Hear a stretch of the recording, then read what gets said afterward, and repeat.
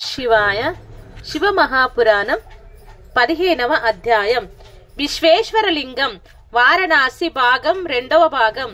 మనం కాశీ వెళ్ళినప్పుడు తప్పనిసరిగా కాలభైరవుని దర్శిస్తాము. కాలభైరవ అనుగ్రహం ఉంటే తప్ప కాశీ పట్టణంలోకి ప్రవేశించలేము. ఈ కాలభైరవుడు ఎవరు? ఒకానొకప్పుడు బ్రహ్మగారికి 5 తలలు ఉండేవి. శంకరుడికి కూడా 5 తలలు ఉండేవి. బ్రహ్మగారికి అహంకారం వచ్చింది. తాను ఈశ్వరుడితో సమానమని అనుకున్నాడు. శంకరుణ్ణి ధిక్కరించి మాట్లాడాడు.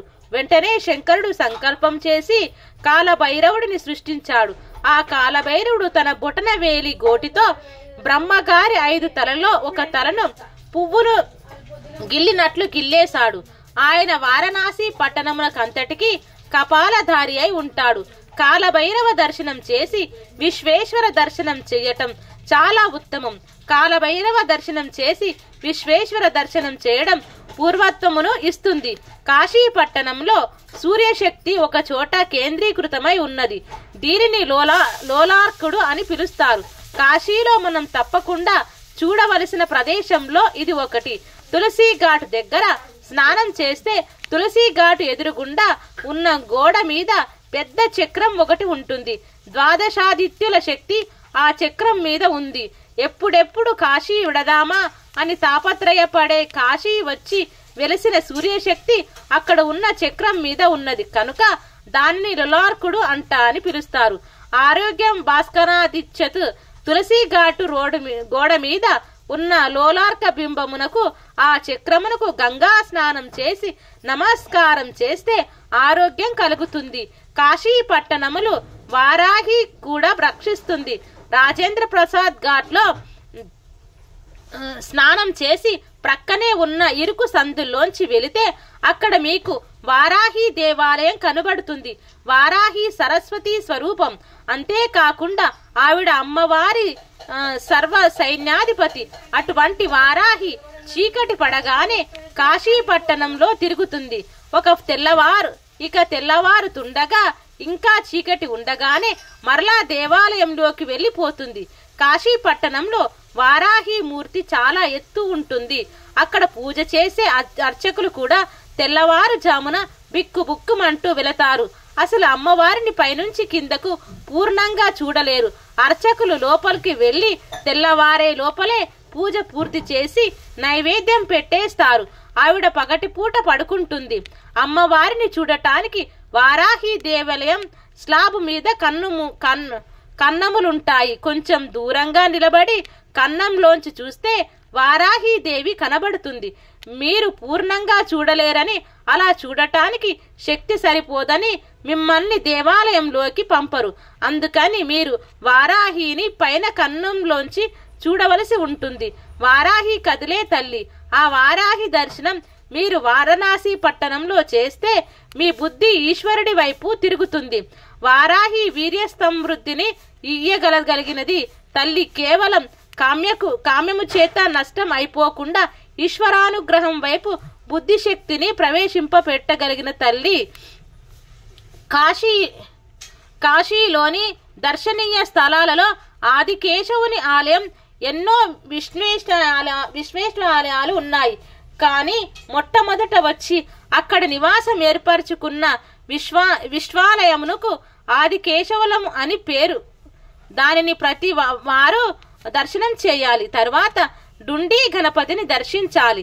సాధారణంగా గణపతి తొండం కుడివైపుకు తిరిగి ఉంటుంది. కానీ ఒక్క కాశీ పట్టణంలో ఉన్న డిండు గణపతి తొండం ఎడమవైపు తిరిగి ఉంటుంది.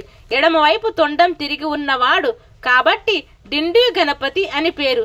డిండి గణపతి దర్శనం చేస్తే విఘ్నములు తొలగి సర్వమంగళములు కలుగుతాయి. అక్కడ హరికేశవులు ఒకే ఒక యక్షుడు ఈశ్వరానుగ్రహం చేత ప్రమద గణములతో చేరి ప్రమద గణములకు నాయకుడై 2వ క్షేత్ర పాలకుడిగా ఆ స్థితిని పొందాడు.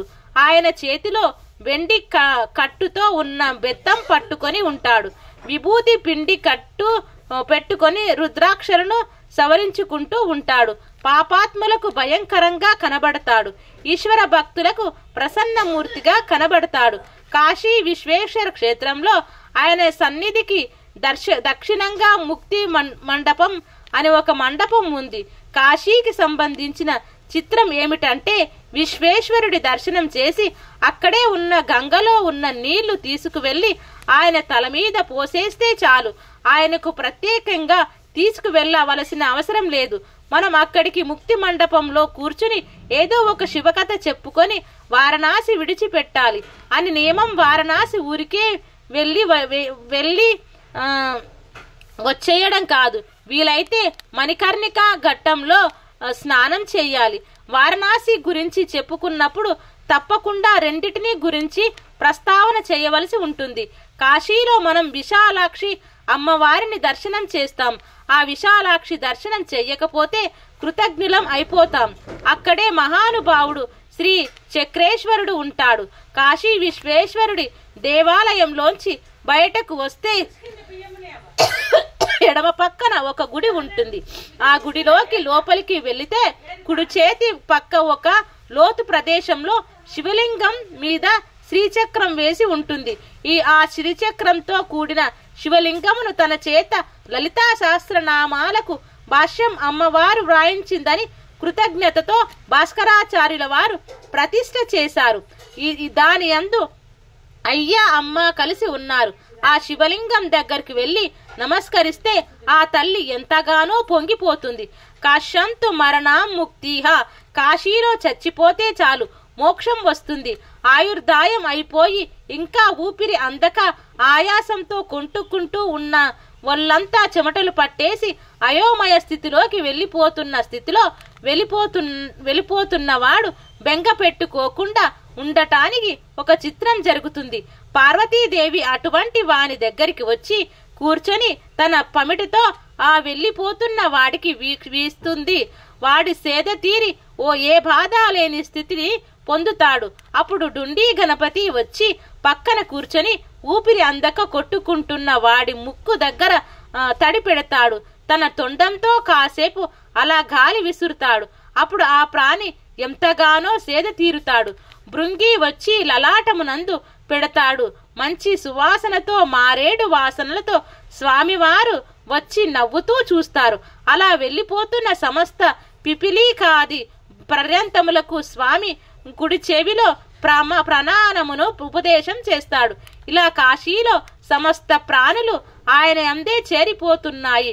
మన పాప ధ్వంసము చేయగలిగిన కాశీ, కొన్ని కోట్ల జన్మల పాపాలను నశింపజేయగలిగిన కాశీ మన భరతఖండంలో ఉంది. అది ఎన్నో ప్రాణులు ఈశ్వరునిలో కలిసిపోతున్న దివ్యక్షేత్రం. సర్వ జగత్తు లయం అయిపోతున్న తాసు మాత్రం నిత్యంగా ఉండిపోయే పరమ పావనమైన భూమి. సానందమానందమనే వసంత మానందకందం వృతపాప బృందం వారణాసీనాథ మతనాథనందం శ్రీ విశ్వనాథం శరణం ప్రపత్తే. ఇది శివ మహాపురాణం 15వ అధ్యాయం సంపూర్ణం. సర్వం శ్రీ ఉమామహేశ్వర ప్రీత్యార్థే జపే వినియోగ. ఓం శాంతి శాంతి శాంతి.